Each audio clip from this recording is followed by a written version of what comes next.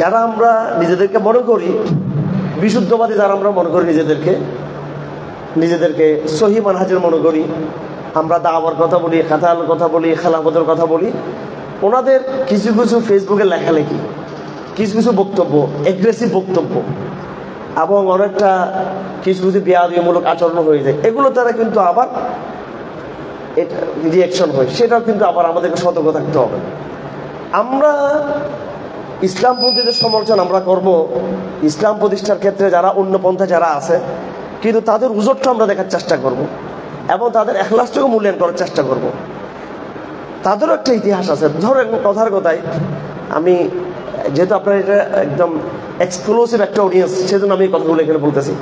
ধরেন করোনার সময়, এই করোনার সময় আমি কিন্তু অনেক কিছু আমি রিয়েলাইজেশন করছি আমি, এবং সত্য মিথ্যা আমি ধরে ফেলতে পারছি আলহামদুলিল্লাহ। একেবারে আমাদের মধ্যে আমি একটা লিস্টি করছি, ওই লিস্টের মধ্যে আমি এখন চলতেছি না। এই করোনার সময় আমাদের একটা অংশ প্রথম থেকে এটাকে ইগনোর করছে, এটাকে প্রত্যাখ্যান করছে এটাকে। তার মধ্যে দু একজন ব্যক্তির নাম বলতেছি, 3 জন ব্যক্তির নাম, ওরা দুনিয়াতে এখন নাই। আব্দুল সালাম চাটগামী, জুনায়েদ বাবুনগরী, নুর হোসেন কাসেম, আরও আছে, আমি 3 জন নাম নেব। অত্যন্ত আশ্চর্যের বিষয় হলো, আমি আল্লাহকে স্যার কেউ ভয় করি না, কথাগুলো বলতেছি এখানে। আর আমরা পড়াশোনা কিছু করি আলহামদুলিল্লাহ, এমন না একবার ডামিস ডুমুস এরকম না পারে, এটা আমি আল্লাহদেরকে বলতেছি আর কি। আমরা প্রতিদিন আমি হাদিস পড়ি, পড়াই, মোজাকারা করি আলহামদুলিল্লাহ। 25 বছর পর হচ্ছে আজকে তিরমিজি শরীফ, মাঝখানে 5 বছর জেল, ওইটা বাদ দিয়ে, যাই হোক আস্থা রাখতে পারবেন। ওই সময় আহলে আলমদের ভালো একটা তবকা, বড় বড় নামি দামি দাওয়াত, তারা কনফিউজ হয়ে গেছে সময়।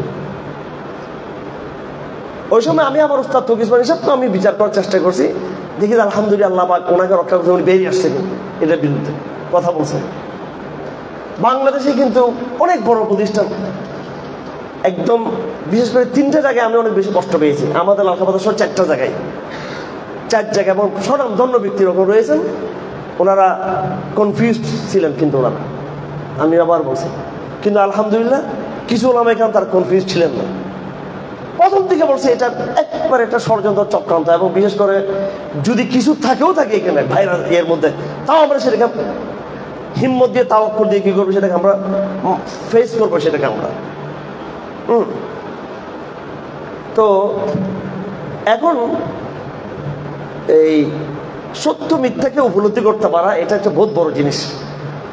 এই যে যারা করোনার সময় এই কনস্পাইরেসিকে যারা প্রত্যাখ্যান করলো যারা, এবং লা আদওয়া ওয়ালা তিরাত ওয়ালা হামা ওয়ালা সফর, এই হাদিসটার উপরে তারা দায়িত্বহীনভাবে আমল করে দেখাই দিল তারা একেবারে।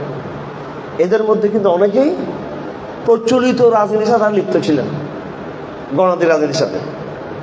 এখন আমি এটা বলতে চাচ্ছি, যে সমস্ত ভাইরা বিশুদ্ধবাদী ভাইরা, অর্থাৎ আমরা গলত পন্থার সমালোচনা করব, কিন্তু এর মধ্যে যারা আবার ইজতিহাদের কারণে হোক, ভুলবশত হোক, মুখলেস যাদের এখলাস আছে, তাদের সমালোচনা করার ক্ষেত্রে আমাদের একটু সাবধানতা অবলম্বন করতে হবে। আপনি বেশি, আমি এতক্ষণ তো খুব জোরে আবেগে কথা বললাম বিশুদ্ধবাদীদের পক্ষে। আমি দেখবো না যে আমার লোকজন বেশি আছে কিনা, আমি দেখবো না আমার এখানে অডিয়েন্স বেশি হচ্ছে কিনা, আমার জনপ্রিয়তা বাড়তেছে কিনা, সেটা আমি দেখবো না। আমি দেখবো আমি বিশুদ্ধবাদী কিনা, ওই জায়গায় আমি অটুট থাকবো, এটা তো আমি আগে বলছি। আবার একটা সহি সুন্নাহর মানহাজের কাজ, সেটা রাসূলুল্লাহর সুন্নাহর মতো হয়ে থাকলে সেটা অনেক উত্তম। খেলাফে সুন্নাত বেদাত হাসানার হাজার কাজের চেয়ে এটা কি উত্তম বেশি, এটা আমি বলছি। এরপরও যারা সহি দিন কায়েমের যে পথ পদ্ধতি, ইসলামী খেলাফত ব্যবস্থা কায়েমের পদ্ধতির ক্ষেত্রে যারা অন্য পন্থা যারা চিন্তা করেন, মডারেট পন্থা যারা চিন্তা করেন, তাদের মধ্যে 2টা শ্রেণী। একটা শ্রেণী আগাগোড়া সংশয়বাদী, আগাগোড়া তারা তাকওয়া বিবর্জিত, আগাগোড়া তাদের মধ্যে হীনমন্যতা এবং ঈমানের দুর্বলতা আছে।